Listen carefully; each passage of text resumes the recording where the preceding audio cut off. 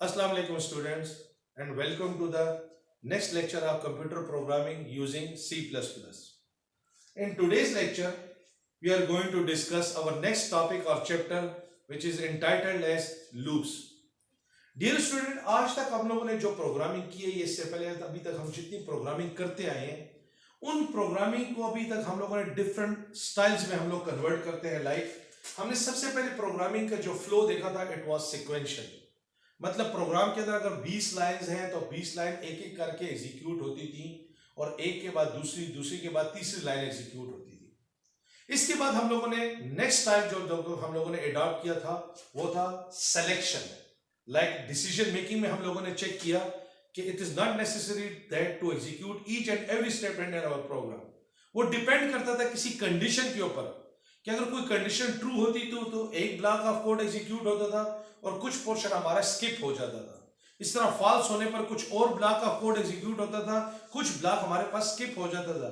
मतलब ये जरूरी नहीं होता था कि प्रोग्रामिंग में अगर हमारे पास सपोज एक प्रोग्राम में 100 लाइंस है तो हमारी 100 की 100 लाइंस ही एग्जीक्यूट होंगी। So that was under the umbrella of selection statement. Now in this lecture we are going to study our next style which is known as repetition style या repetitive structure, जिसको हम लोग ज्यादातर जानते हैं किस नाम से, लूप्स के नाम से। मतलब अगर हम लोग प्रोग्रामिंग में कभी कभार एक ऐसी सिचुएशन भी आ जाती है when we want to execute the same sequence of statement repeatedly, बार बार अगर हम प्रोग्रामिंग में किसी स्टेटमेंट को एग्जीक्यूट करवाना चाहें तो क्या प्रोग्रामिंग में ये भी पॉसिबल है? Because as a human being हमारे पास, हम लोग ह्यूमन बीइंग अवॉइड करते हैं रिपीटिशन को। इन्हीं काम को बार बार एग्जीक्यूट करवाने के लिए हम चाहते हैं कि कोई ऐसा मैकेनिज्म हो कि जो रिपीटेटिव काम होते हैं वो खुद से खुद ब खुद एग्जीक्यूट होते रहे। तो नॉर्मली डियर ये वाला फीचर भी हम लोग प्रोग्रामिंग के जरिए इंप्लीमेंट कर सकते हैं और वो हमारे पास टॉपिक है लूप्स के नाम से।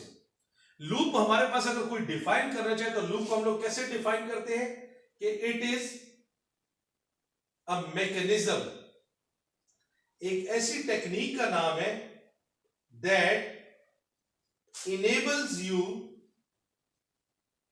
to execute the same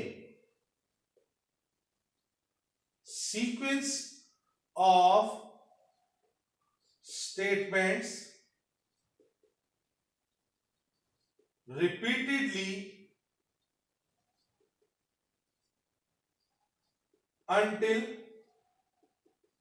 some finite condition is met। मतलब लूप्स क्या होता है? एक ऐसी टेक्निक का नाम है जो आपको इस काबिल बना देता है कि आप प्रोग्राम के किसी पीस ऑफ कोड को बार बार एग्जीक्यूट करवा सकते हैं, रिपीटेडली आप उसको एग्जीक्यूट करवा सकते हैं। कब तक? Unless and until some finite condition, कोई खत्म होने वाली जब तक कंडीशन ना मिल जाए तब तक आप किसी भी प्रोग्राम के पीस ऑफ कोड को अपनी मर्जी के मुताबिक एग्जीक्यूट करवा सकते हैं। और वो किसके तहत होता है? लूपिंग मैकेनिज्म के थ्रू होता है। लेकिन बजाय इसके कि हम लोग ये स्टार्ट लें कि लूप कितनी तरह की होती है और लूप कैसे काम करेगा, हम पहले कुछ ऐसा सिनेरियो कंसीडर करते हैं कि व्हाई लूप्स, हम लोग लूप क्यों पढ़ रहे हैं या why we are using loops. तो लूप्स को पढ़ने का बेसिक मकसद क्या है? पहले हम लोग एक ऐसा सिनेरियो कंसीडर करते हैं like we are going to display the numbers from 1 to 5, 1 से 5 तक मैं नंबर प्रिंट करवाना चाहता हूं, but I don't know, till now I don't know how can we use loop या how can we apply the feature of loop in our program. So बगैर loops को use किए हुए हम लोग 1 से 5 तक नंबर कैसे प्रिंट करवाते हैं? पहले हम लोग उस प्रोग्राम को कंसीडर करते हैं, तब उस प्रोग्राम में हम लोग कुछ ऐसे लूप होल्स निकालेंगे या चेक करेंगे जिसके तहत हम देखेंगे कि क्या यही काम थोड़ा एफिशिएंटली किसी ऑप्टिमाइज तरीके से हो सकता है। तो उसके लिए ऑब्वियसली हमारा आंसर होगा लूपिंग मैकेनिज्म। तो चलिए पहले सबसे पहले एक प्रोग्राम क्रिएट करते हैं जिससे हम लोग ये बता देते हैं कि how can we display the numbers from 1 to 5। तो उसके लिए डियर स्टूडेंट सबसे पहले आप उसी तरह हेडर फाइल्स को मस्ट आपने इंक्लूड करना होगा।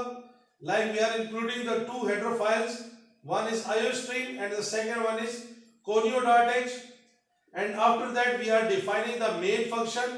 जैसे कि हमें पता है कि जहां से हमारे प्रोग्राम की एग्जीक्यूशन ने स्टार्ट होना है and after that I am declaring or defining the function CLR as CR. Now the question is we are going to display the numbers from 1 to 5.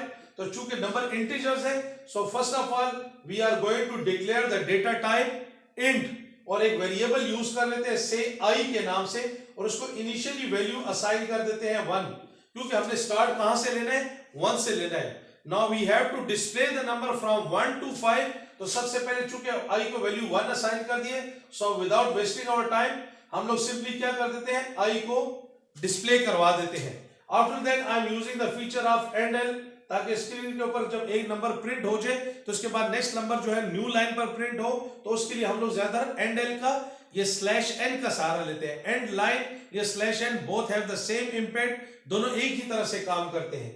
अब इसके बाद आप लोगों ने चूंकि नंबर 2 डिस्प्ले करना है, then what we will have to do, आप सिंपली क्या करते हैं, I की वैल्यू में एक का इंक्रीमेंट इजाफा करते हैं, इंक्रीज करते हैं. So for increment we have also studied the increment decrement operator which is normally written as plus plus, और इसी तरह से डिक्रीमेंट ऑपरेटर हमारे पास एक दूसरा भी है और उसके लिए सिंबॉलिक रिप्रेजेंटेशन है माइनस माइनस.